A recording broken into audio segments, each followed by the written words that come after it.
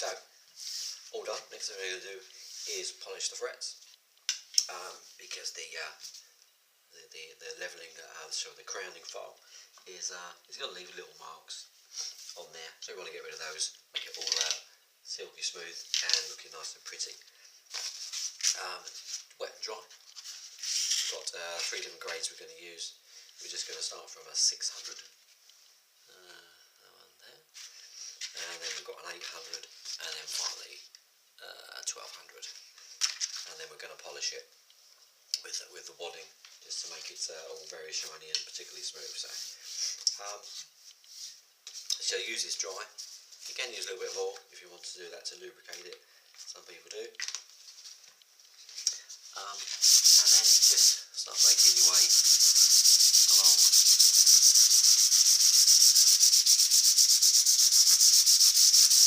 Just really the idea is to take out the marks that are left by all the different coarser files that we've used.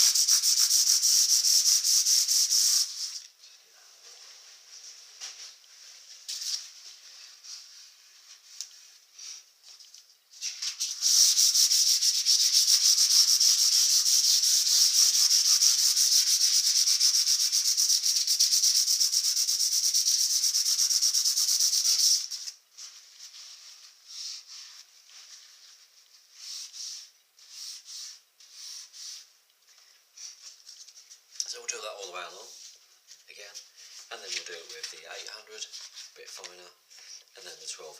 The idea of using bigger numbers, which is a finer grade, is that the 800 will get rid of the marks that are left by the 6, and then the 12 will get rid of the marks that's left by the 800, and then the wadding will give it a final polish.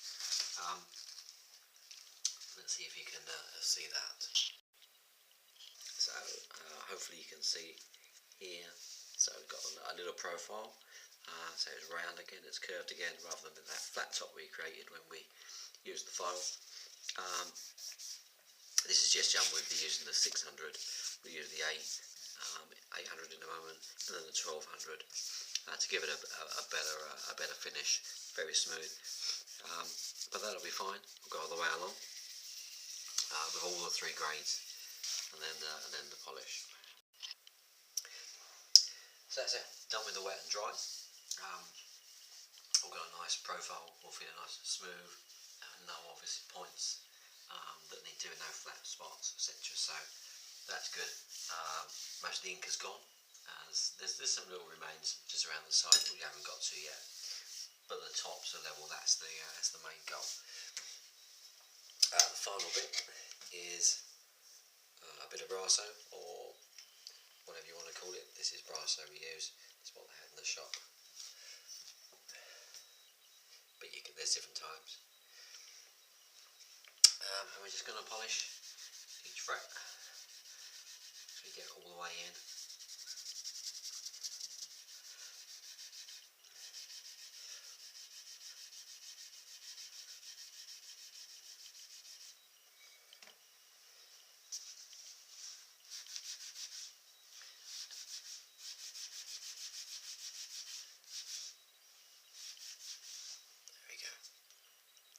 Nice and shiny and profiled.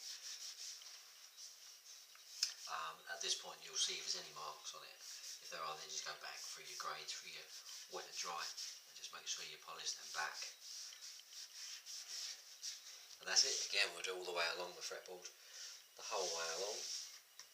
Takes a little bit of time, probably another coffee needed, and then we'll strip all this off and give the fretboard a clean. So when you come back in a moment, that'll be done and the fretboard will be exposed. So our last job is just to give the fretboard a clean, and we'll oil it as well to give it a bit more protection and to stop it from drying out.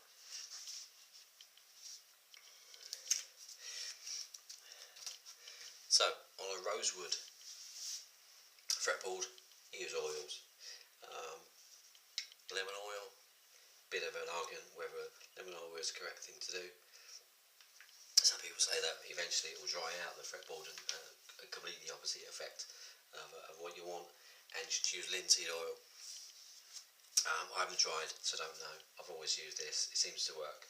I've had no reports saying it was wrong. So we'll continue to use that for now. We want to get any sort of dirt, bits of dead skin that's getting lodged in between the frets, bits of hamburger, anything that's not particularly nice, we want to get off. Just using the oil should lift it off. Straight away, just soften it and allow us to clean it off. I've had fretboards that have had so much dirt I've had to actually take it off with a blade, or even with wet and dry, and then polish it back again. But you know, if you wipe your fretboard every time you use it, it should keep most of it off. If you've got a maple fretboard or a lacquered one, don't use this oil because it will damage it. You need to use something different. Fender do different stuff that you could use. If it's lacquered, it should come off fairly easy anyway.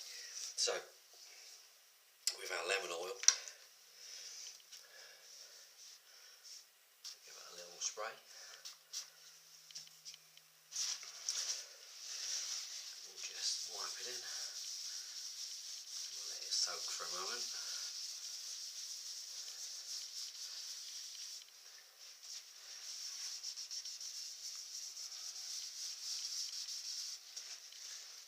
There for a minute. That will take off, that will lift the dirt, and we'll give it a bit of a buff in a minute, and then we'll give it towards the end. I'll show you that bit. That's all you want to do. In the end, a bit of cloth. Just leave it. Don't wipe it completely. Just leave it slightly wet, and then it will soak in and moisturise the fretboard. A few little bits on there I need to get off, so I'm going to let that soak a bit, and then be a little bit more aggressive and get that off. There's some marks on there that I don't like, so once you've done it all, that's pretty much all we need to do. Let it dry properly, pop it back on your bass, restring and a setup, and then away you go. So next time you see this neck, it'll be back on the bass. We'll put the strings back on, and then we'll do a setup to make sure the neck relief and the action is correct, and the intonation is all set up. So that's next. Bye for now.